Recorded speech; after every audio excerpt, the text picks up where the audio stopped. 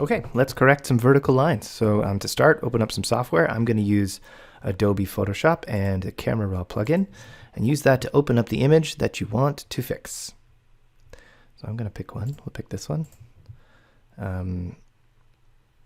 So when I look at this image, right away I can see that it's pretty good. You know, the vertical lines are decent already because I leveled the camera, I'm sure, while I was shooting, but I can see that everything's rotated just a touch counterclockwise.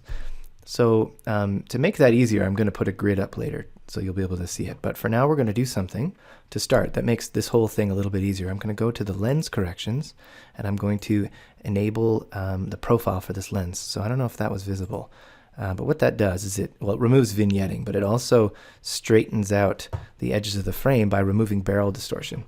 That's important because if the lines are curved, it's much harder to make them look straight because they're literally not straight.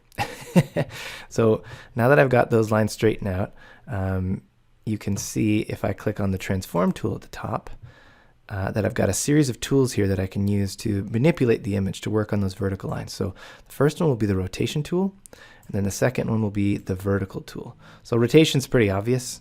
It rotates the image. The vertical transform tool pinches the bottom or the top of the image to change the way the vertical lines converge, either at the top or the bottom. So in this case, what we're going to do is we're going to line up a line in the middle of the frame with this grid you can see overlaid on the image. So the grid is perfect. It's perfectly vertical, but the lines in the image are not.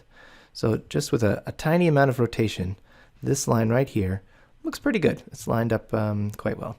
But the lines on the edges of the frame are certainly not. They are definitely pointing, toward the center of the frame at the top or converging at the top.